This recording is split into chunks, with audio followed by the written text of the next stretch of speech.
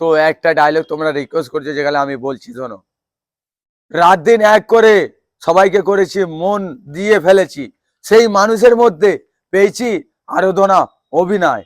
আর সেই অভিনয় দুনিয়াতে বেঁচে আছি আমি একলাই, খালি কাজু 420-এর পরোঠার জগতের রাজা।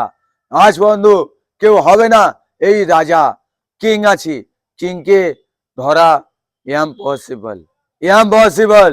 কারণ অনেক মানুষ আছে যে কিংকে ধরার ক্ষমতা রাখে না, আমাকে ধরা নামুমকিন আছে। কারণ আমি হচ্ছি কিং, পরোটার দুনিয়ার খুব মহানক, বিশ্বর রেকর্ড আমার মধ্যে আছে।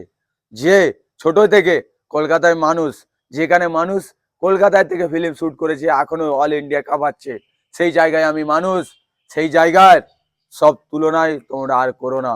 কারণ তুমি তো কোথায়, কোথায় ডিজে অরুণ, কোথায়?